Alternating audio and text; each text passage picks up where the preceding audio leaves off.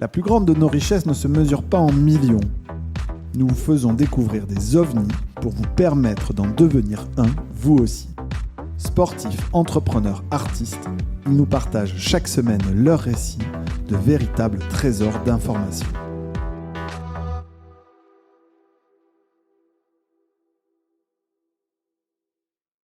Bonjour à tous, bienvenue dans ce nouvel épisode d'OVNI. Cette semaine, nous vous faisons découvrir en exclusivité 5 conférences qui se sont déroulées dans le cadre de l'événement Zero to One à Nantes les 28 et 29 janvier 2026. Grâce aux organisateurs, notamment H7 et Ici Lundi, nous avons la possibilité de vous faire découvrir des parcours inspirants de fondateurs, de fondatrices, de C-level, de corporate, d'entrepreneurs, bref, tous ceux qui ont effectué ce passage de 0 à 1. Bonjour à tous, je suis Kitri Bourru-Lacouture, je suis directrice générale d'Ici Lundi et aujourd'hui j'ai l'honneur de commencer cette première conf et un peu la pression de passer après Constance Nebula évidemment. Mais j'ai aussi le grand honneur d'interviewer Aude Viau, fondatrice de Smala, ex-Il était plusieurs fois. Aude, on va faire un petit tour sur ton parcours. Tu me dis si je me trompe, mais tu es diplômée d'une école de commerce. Tu as posé tes valises à Nantes, tu as fait un passage chez Kellogg's à Paris et tu as posé tes valises à Nantes en 2016 avec ton mari et tes 2 enfants. Je parle des 2 enfants parce que c'est une importance dans ce qui va suivre. Il y en a d'autres après. Oui, c'est ça. Donc c'est à ce moment-là, en 2016, que Aude, tu rejoins Marie Longvilliers, qui avait alors l'idée de Il était plusieurs fois, plateforme de vente et d'achat de vêtements de seconde main pour enfants. Et à l'époque, Il était plusieurs fois n'en était qu'à ses balbutiements. Donc cette époque aussi haute que moi je te rencontre, que tu commences à exploiter notre amitié naissante en me demandant de repasser des vêtements pour toi alors que j'étais en congé mat et qu'elle revendra évidemment par la suite très cher. À cette époque, il était plusieurs fois, parce que du coup j'y étais, c'était 20 mètres carrés, 5 mètres de rack de vêtements et une centaine de vêtements en gros stockés, quoi. Et à l'époque, les collectes se faisaient directement par Aude et Marie chez les gens. Depuis, Smala, vous allez comprendre pourquoi, je connais pas la taille de l'entrepôt, mais je sais que c'est 5 kilomètres de rack, c'est plus de 150 000 articles et c'est 50 salariés. Donc il y a eu pas mal de Zero to One, je crois, chez Smala. Donc aujourd'hui avec Aude, on va parler surtout de pragmatisme, de conviction, de mise en action, parce que c'est vraiment ce qui définit Aude, je crois, aujourd'hui. Et le tout teinté d'un leadership féminin, pour le coup, assez épatant. Et je dis pas ça parce que c'est une amie, mais j'en suis assez convaincue. Aude, du coup, chez Smala, il y a eu à peu près 1000 Zero to One. Mais j'aimerais qu'on vienne évidemment à la genèse, au premier Zero to One. Quand tu as rejoint Marie en 2016, est-ce que tu avais une conviction, à la fois sur le marché de la seconde main, et en même temps sur toi, en tant que mère, peut-être déjà avec un début de charge mentale? Alors oui, en 2016, déjà, en fait, on ne parlait pas de seconde main. On parlait pas de seconde main, on parlait pas trop d'écologie. Quand je rencontre Marie, en fait, c'est plus un constat, un pragmatisme, tu l'as dit, mais de se dire: «Mais en fait, il y a des tonnes de vêtements impeccables». Pour vous dire, un enfant, sa première année, il consomme, entre guillemets, 100 vêtements. Donc là, je me dis: «En fait, il y a tous ces vêtements impeccables, qui traînent dans les armoires, dans les placards, dans les caves». Mais c'est étrange, il y a un truc qui me donne pas envie de les acheter, alors que ces vêtements, ils sont impeccables. Donc c'est là où, quand j'ai rencontré Marie, justement, en fait, je me suis dit: «Mais il faut, qu'on arrive à rendre désirable cette seconde main, ces vêtements». Parce qu'à ce moment-là, il y avait que les vides-greniers, il y avait des plateformes, Leboncoin, super plateforme par ailleurs, mais en tout cas, moi, en tant que jeune mère avec, des enfants, «tout neufs» entre guillemets, ça me donnait pas envie de les acheter.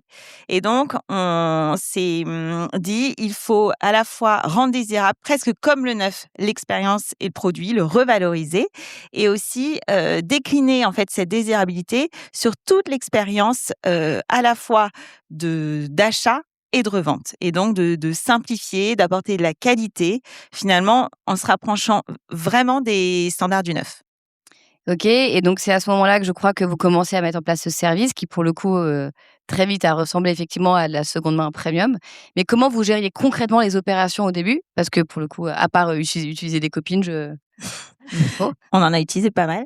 Ouais, en fait, la seconde main, ce qu'il faut savoir, donc c'est des références uniques. Donc aujourd'hui, on a en effet 150 000 produits. On traite, allez, entre 2 et 3 000 produits par jour de produits uniques. Donc, il y a en fait, il y avait aucun modèle, logistique. En plus, on n'était pas du tout logisticienne, on n'y connaissait rien, pour se dire: «OK, comment concrètement, on fait la logistique de ce bazar?» Et donc on a construit finalement avec, beaucoup de bon sens. On a dû faire des erreurs, toute cette chaîne logistique. Et ce qui est marrant à voir, c'est qu'aujourd'hui, même en ayant grandi, en fait, le chemin du vêtement reste le même, les outils ont évolué, mais vraiment le fond reste le même. Et donc au départ, en fait, on faisait tout nous-mêmes. Je pense que pendant franchement, je me rappelle plus très bien, mais je pense qu'au moins 2 ou 3 ans, on faisait nous-mêmes, on repassait, on triait, on allait faire nos collectes. Ça a été très, très long. est-ce que tu peux nous dire, très rapidement, parce que je pense que la prouesse de Smala aujourd'hui, enfin de mon point de vue, c'est quand même cette prouesse logistique justement, Ouais. les différentes étapes du vêtement quand il arrive, enfin rapidement, mais de chez vous jusqu'à, chez quelqu'un? Ouais. Alors déjà, l'enjeu sur la seconde main, c'est le sourcing, puisque en fait, c'est pas tout à fait comme le neuf. On n'appuie pas sur un bouton pour faire produire des quantités. Donc, il faut qu'on aille chercher ce sourcing. Ce sourcing, il nous vient des familles, il nous vient de nos partenariats B2B avec les marques. Je crois qu'on en reparlera après. Et donc, tout arrive chez nous, dans notre entrepôt qui est à Carquefou, donc dans des cartons. Et là, le vêtement donc on a toute une chaîne logistique. Le vêtement va être trié, le vêtement va être repassé, le vêtement va être photographié, le vêtement va être mis en ligne. Tout ça, donc avec finalement notre propre infrastructure qui a donc aujourd'hui, on a une tech vraiment en propre justement pour gérer ces références uniques. Et pour vous donner une ordre d'idée, je crois que quand en 2016, à 2, on était super contentes quand on mettait 100 vêtements par mois. Et voilà. Et aujourd'hui, je vous dis, on en traite entre 2 et 3 000 Par mois? par jour. Par jour? OK, c'est bien ce qui me semblait. Hem, concrètement ça, donc c'est les débuts, mais comment vous tenez au début? Parce que je sais que vous ne vous rémunériez pas, effectivement. Ça a été je connais le point de bascule, mais est-ce que tu peux nous le raconter? Et je crois qu'il y a des concernés dans la salle. Ouais, alors c'est vrai qu'au départ, alors on a la chance, en France pour le coup de pouvoir être accompagné, financièrement quand on se lance. Ça, c'est super, c'est ce qui s'est passé pour nous. Donc on pouvait être un petit peu patiente sur notre rémunération, mais ça a été très, très long dans notre cas. Et en effet, je dirais qu'il y a eu plusieurs points de bascule. Les points de bascule, ça arrive quand même souvent avec des rencontres et des financements. Le premier financement qu'on a eu, c'était un financement donc bancaire. Il faut savoir qu'à ce moment-là, OK, oh là, il y a 2 nanas, elles veulent monter un concept de seconde main pour enfants. On est en 2016-2017. Là, on était bien dans le cliché et il y avait pas grand monde qui nous suivait. Il y a une personne qui a été notre première, je dirais qui a fait qu'aujourd'hui, je pense qu'on serait pas là si elle n'était pas intervenue.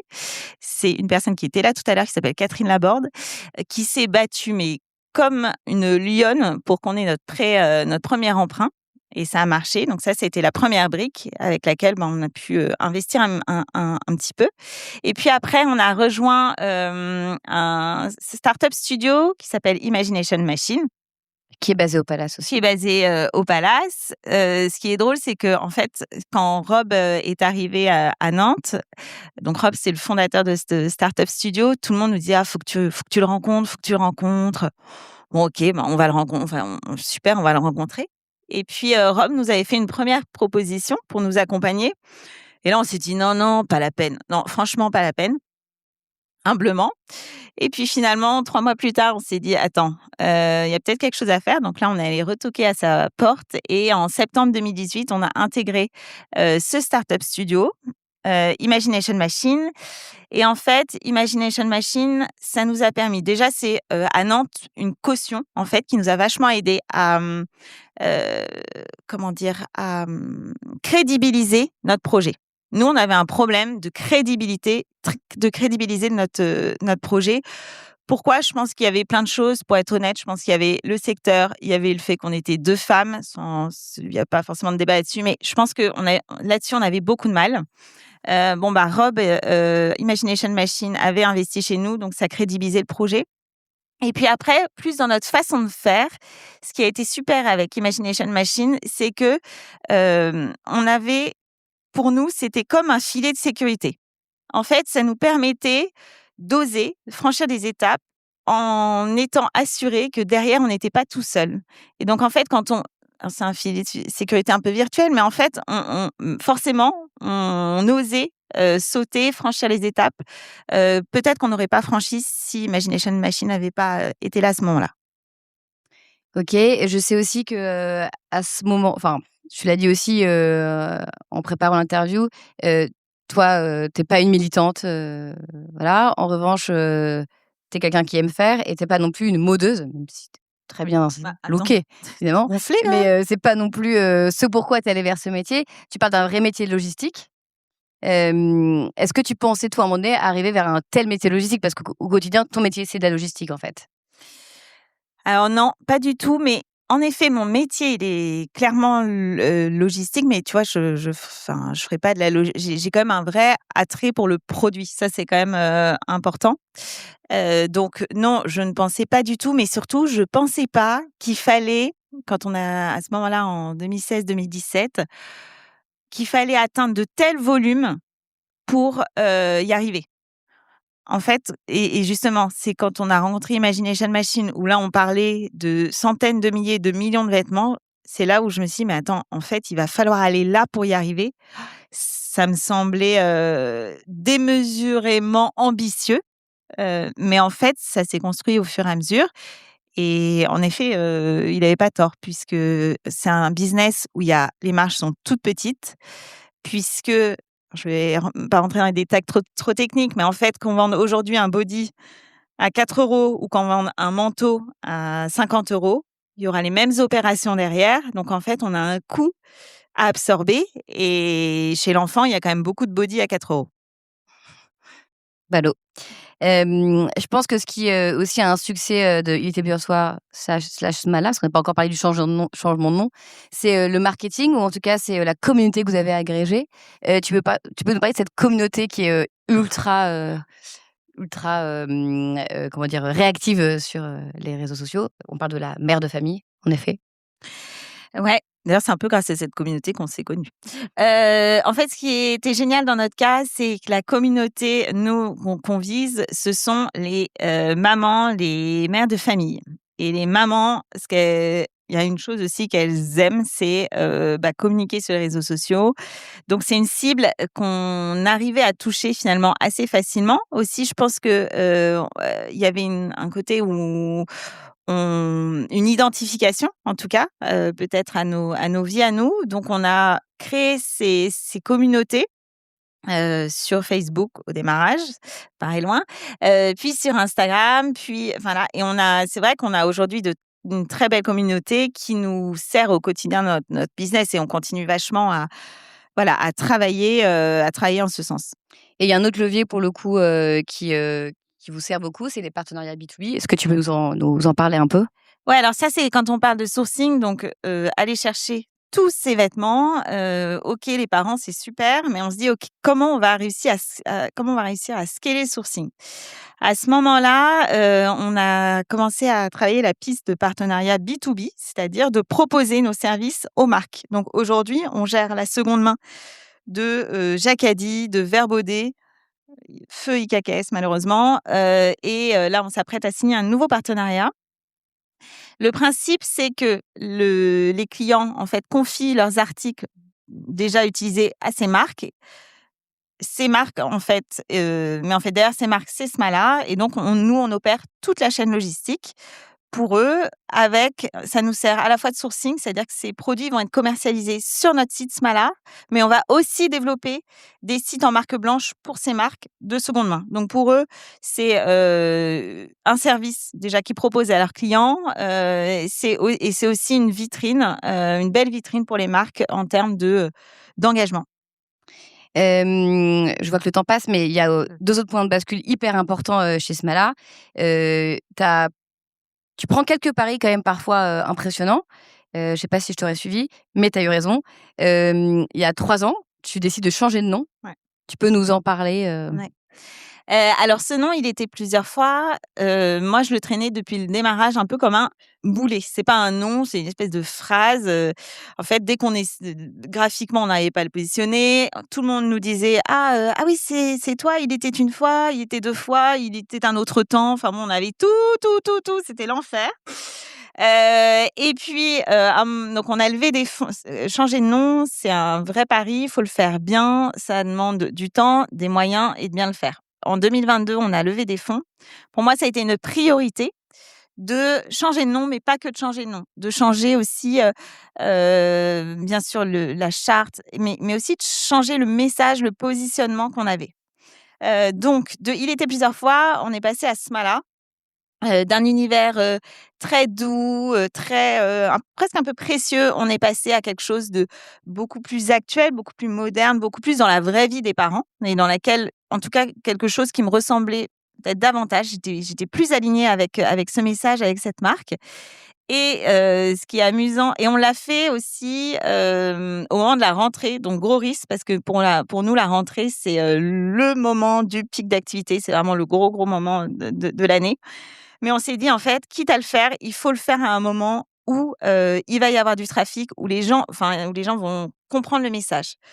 Donc, on a lancé Smala fin août 2022. Et là, clairement, on a vraiment vu un vrai changement. L'image, les partenariats, tout d'un coup, les marques nous contactaient pour faire des partenariats avec nous. Les influenceuses ont ramé pour les avoir. Du jour au lendemain, elles venaient vers nous. Enfin, en fait, ça a ouvert vachement de portes. Et les clients ont plutôt très bien suivi aussi ce changement. Donc, voilà, pour moi, ça a été un vrai pari, mais plutôt un pari réussi. C'est marrant parce que je trouve que ça suit aussi la tendance des réseaux sociaux à dire que tout était parfait et on commence à se dire maintenant que tout est affreux. Bon, je sais pas si c'est mieux, mais au final, c'est intéressant. C'est bien si ça te sert et c'est peut-être le moment de te poser la question, toi, en 2022, tu as eu ton 4e enfant. 3e 2022. Bah non. 4e 2022, mais oui! C'est l'anniversaire de la 3e aujourd'hui en plus. Je suis Elle me désolée. gêne, Oh elle là me là! gêne. Je suis désolée. Et c'est mieux que moi. Ah Voilà. ouais, mais bon, on les aime quand Donc, même, hein. j'allais lui demander comment tu gères autant d'enfants et une carrière incroyable. Mal! Et on a la réponse. Je suis pas sûre qu'elle gère tant que ça finalement. Enfin. Donc dis-nous comment tu gères en vrai, même si je connais la réponse. Tu vois, à l'image d'aujourd'hui, c'est un enfer. Donc, c'est l'anniversaire de ma 3e fille. Qui n'est pas née en 2022. Ouais, je vous dirai pas sa date. En tout cas, je sais qu'elle a 7 ans aujourd'hui, donc on peut faire le calcul. Et en fait, c'est en effet je vais pas dire que ce soit lisse parce qu'en fait, typiquement, là, ce matin, j'étais là. Bref, aujourd'hui, on fait un gros shooting pour ce matin, pareil. Donc, en fait, je suis pas du tout présente aujourd'hui. Donc, on a organisé le truc hier soir. Ce matin, on a dû lever tout le monde pour faire un joyeux anniversaire à 8h du mat. Donc, c'est pas lisse du tout. C'est vraiment pas parfait. Moi, j'étais pas prête à faire la concession de mes enfants pour ma carrière, ni le contraire.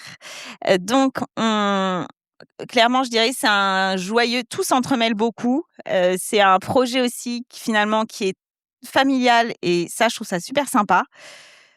Je vais pas vous mentir, ce qui est vraiment dur pour moi, c'est de ne jamais déconnecter. C'est-à-dire que je suis en vacances, je suis le week-end, je suis le soir, je suis avec mes enfants, mais j'ai du mal à être pleinement aussi avec mes enfants. Ça, c'est vraiment pour moi très difficile. C'est un peu le truc qui pèse au quotidien. Mais je dois dire qu'aussi, avoir, ces 4 enfants autour de toi quand tu fais ce métier-là, ça te pousse à être plus efficace. Mine de rien, c'est aussi une source d'inspiration dans mon métier. Et voilà, mais je vais pas vous dire que c'est lisse. J'ai aucun bon conseil à vous donner parce que là-dessus, je vis tout très mal. Mais globalement, on est heureux. Et elle a un mari, pour le coup, très présent. Je Exactement, pense qu'on peut lui très rendre présent. hommage. Tu C'est diras vrai, qu'on lui a rendu merci. hommage. Voilà. Dernier point hyper important, pour le coup, tu as vraiment joué là, récemment. alors, de mon point de vue, et encore une fois, tu as réussi. Avec un peu d'argent quand même. Avec un peu d'argent quand même. Tu t'es dit: «Tiens, faisons du neuf». Moi qui depuis, 10 ans, prône la seconde main, enfin moi je me mets à ta place. Tu peux nous expliquer à quel moment, pourquoi ça t'est venu et qu'est-ce que ça crée en fait, chez, tes clients? Alors, je me suis pas dit: «Tiens, faisons du neuf», hein. Je me suis dit, en fait, je me suis dit, en fait, sur la seconde main, on n'est pas tout à fait maître de notre sourcing et il y a des produits qu'on n'arrive pas à avoir. Je prends toujours cet exemple, mais globalement, les pantalons garçons notamment, en 5 ans, ça, très difficile à trouver en seconde main. Les pyjamas, c'est pareil. OK, on est dans le cliché, mais je vous assure, je suis aux premières loges, je le vois. J'aimerais vous dire que non, mais je vous assure que oui. Donc, à partir de ce moment-là, on se dit quoi? Ça n'existe pas en seconde main. J'ai essayé d'aller trouver des stocks. En fait, globalement, ça n'existe pas. Donc, qu'est-ce que je fais? Je fais venir des gens sur mon site qui ne trouvent pas. Ils vont de toute façon aller les acheter ailleurs, ces pantalons. Par contre, j'ai peut-être quelque chose à faire pour leur offrir un pantalon qui soit durable, qui soit mixte, qui soit, voilà, assez intemporel, qui soit de qualité, qui soit abordable et c'est plutôt ça que j'ai vu. Donc en effet, on a lancé, la marque Smala Collection avec nos propres vêtements au printemps dernier. Ça a été, plutôt bien accueilli. Je pense qu'on a été très transparent et très honnête sur la façon dont on a, communiqué les choses. On a expliqué exactement ce que je viens de vous dire et en fait, dans le quotidien des parents, ils voient bien que les pantalons en 5 ans, c'est difficile à trouver en seconde main. Donc nos clients ont plutôt vraiment adhéré, à ce projet-là et d'un côté aussi plus marketing, c'est quelque chose qui fait vivre ma marque Smala. On a une communauté, on a une ADN assez forte et donc ça développe aussi cette marque et voilà et ça simplifie. L'idée, c'était de simplifier aussi la vie des parents et de se dire: «Sur un seul et même site, on va trouver de la seconde main et si je trouve pas en seconde main, je peux l'acheter quand même sans aller, ailleurs, enfin faire 36, points». Et quels sont tes volumes, je sais pas si tu as la réponse d'ailleurs, vêtements vendus de première facture versus, seconde main en moyenne, quoi? Aujourd'hui, la marque, elle représente, 15% des volumes, et la seconde main 85% encore. Donc on est quand même un business de seconde main. Mais vous êtes souvent out of stock. Mais on est, souvent out of stock. La prochaine collection sort la semaine prochaine. Précipitez-vous. Et question, comment toi, ton équipe a justement vécu ce changement de nom? Est-ce que c'est un truc, Changement de pardon, pas changement de nom, mais cette nouvelle, Ouais, au départ, ils m'ont vraiment pris pour une folle dingue, mais vraiment. Et puis, voilà, j'ai fait pas mal de pédagogie et aujourd'hui, franchement, ils sont assez convaincus que c'était, un bon choix stratégique. OK, et j'ai 2 questions pour la fin. Si tu regardes dans le rétroviseur là, tu te dis quoi sur ces 10 dernières années? C'était cool? C'était horrible? C'était génial? C'était tout ça à la fois peut-être?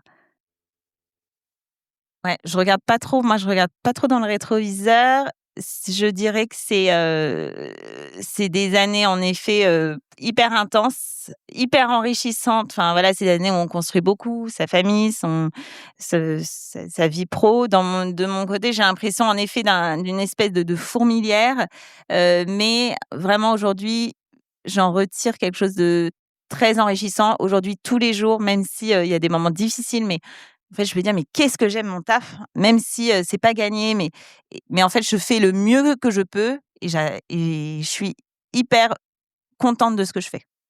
Et c'est une excellente transition pour ma dernière question parce que je guette la réponse. Tu fais beaucoup. Quel serait, pour toi le meilleur conseil à donner à un entrepreneur aujourd'hui là qui se lance ou même un entrepreneur, peut-être déjà lancé depuis quelque temps?